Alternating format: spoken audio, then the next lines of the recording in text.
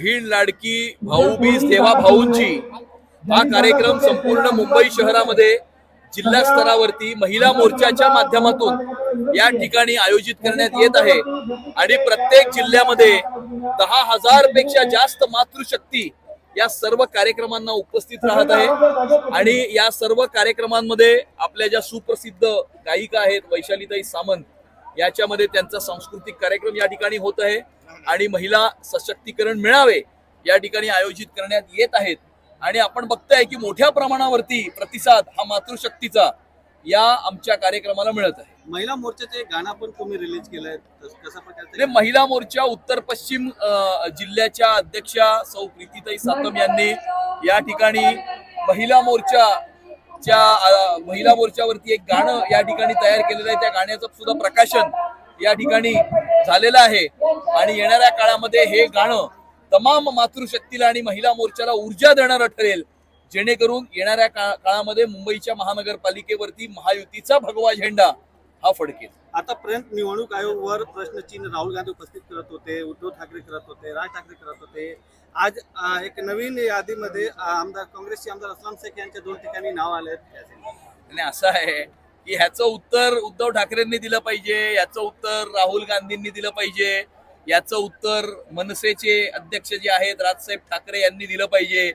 त्यामुळे जे सगळीकडे बोंबा मारत फिरताय, माझं अजूनही त्यांना माझी विनंती आहे की तुम्ही विधानसभेच्या निवडणुकीमध्ये का हरलात याची कारण मीमांसा करा, लोकांनी तुम्हाला का घरी पाठवलं याची कारण मीमांसा करा, त्याच्यावरती काम करा, संघटना बांधा, लोकांचे प्रश्न घ्या आणि लोकांची मनं जिंकण्याचा प्रयत्न करा।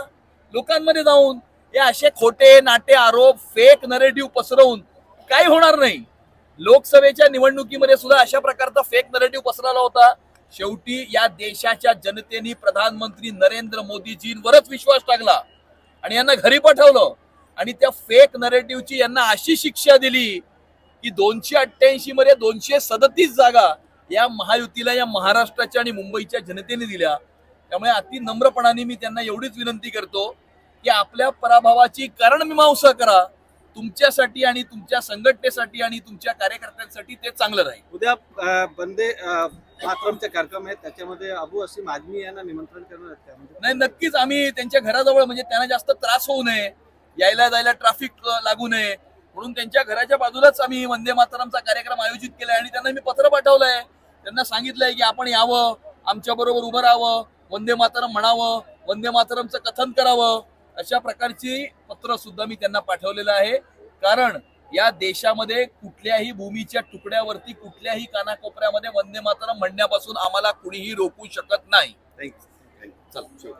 येस, उत्तर पश्चिम जिल्ह्याचा हा आपल्या 10,000 भगिनींचा कार्यक्रम होता, लाडकी बहीण भाऊबीज देवा भाऊंची, आणि अमितजींचं मार्गदर्शन आणि त्यांच्या नेतृत्वाखाली हा कार्यक्रम असा भव्य दिव्य असा करण्यात आलेला आहे आणि उत्तर पश्चिम जिल्ह्यामध्ये 6 जिल्ह्यांमध्ये करणार आहे आणि उत्तर पश्चिम जिल्ह्यामध्ये हा पहिला कार्यक्रम आपल्या या जिल्ह्यात होतो। एक गाणं पण तुम्ही आज रिलीज केले आहेत, कशा प्रकारची गाणी आहेत त्यासाठी? भारतीय जनता पार्टीची महिला मोर्चाची मी आत्ताच अध्यक्ष झाली आहे जिल्ह्याची, तर मला नेहमी असं वाटते की महिला मोर्चा ही एक महत्त्वाचं काम करत असते। म्हणजे निवडणुकीच्या वेळेला सुद्धा सर्व महिलांशी संपर्क करणे, त्यांच्या घरात जाऊन प्रचार करणं, तसंच आंदोलन असू दे किंवा लाडकी बहीण ह्याचे ज्या वेळेला फॉर्म भरायचे होते त्यावेळेला ते दिवसा भरले जात नव्हते, रात्रीचं ज्या वेळेला ते भरायचे त्यावेळेला आमच्या सगळ्या महिला मोर्चाच्या भगिनी या ठिकाणी त्या जायच्या, सगळ्या महिलांचे फॉर्म भरायचे, प्रत्येक योजना घराघरात ते पोहोचवतात महिलाच। आणि त्यामुळे मला असं वाटलं की मी महिला मोर्चाच्या अध्यक्षाच्या याने एक महिला मोर्चांसाठी एक ही प्राऊड गोष्ट आहे आमच्यासाठी की आम्ही त्याचे सदस्य आहोत, आम्ही कार्यकर्ते आहोत आणि त्याच्यासाठी मी या गाण्याची मला कल्पना हे झाली आणि ते गाणं आज मुंबई अध्यक्ष अमित साटमजी यांच्या म्हणजे यांच्या ह्याने ते हस्ते त्यांचं लॉन्च केले। आज तुमचा कार्यक्रम बघून अनेक महिलांची अशी इच्छा आहे की आता आमदारकी नाही खासदारकीची तयारी करा आणि खासदारकीसाठी तुम्ही उभे राहा, जर तुम्हाला संधी दिली तर तुम्ही तयार आहात का? असे तुम्ही असे प्रश्न विचारून, खरं तर भारतीय जनता पार्टीचे मी कार्यकर्ता आहे आणि नेहमीच आम्ही सगळेच जे जे पक्षाचा आदेश असतो, जशी आम्हाला आमच्या पक्षाचं इतकं मोठं काम आहे, ते पक्षाचं काम पोहोचवण्याचं काम आम्ही सगळे महिला मोर्चा पदाधिकारी आम्ही नेहमी करत असतो आणि करत राहणार आहे. एक हिंदी में आज का महिला मोर्चा के कार्यक्रम को लेकर के क्या संदेश देना चाहेंगी? यहाँ पे एक म्यूजिक लॉन्च किया गया। आज उत्तर पश्चिम जिला में आपने देखा होगा कि 10,000 भगिनी का लाड़की बहन भाऊबीज देवा भाऊजी ये कार्यक्रम बड़े इसमें पैमाने में हो गया। और मैं अमित जी के हमारे मुंबई अध्यक्ष अमित साटम जी इनके नेतृत्व में ये कार्यक्रम जिला में पहले हुआ है। यहाँ पे आपने देखा होगा कि हर एक महिला यहाँ पे ऑर्केस्ट्रा का आनंद ले रही है, नाच रही है। और जो भाऊबीज का त्योहार रहता है वो खुशियों का रहता है। और आपने देखा होगा कि यहाँ पे यही त्योहार भगिनी के जो कर रही है। गाने के बारे में बताइए, गाना रिलीज हुआ वो किस तरह का गाना है, क्या सीख मिलेगा? ये महिला मोर्चा का जय जयकार का गाना है। ये हमारी महिलाओं की भगिनी की जो शक्ति है ये गाने में उसमें दिखाई दी है।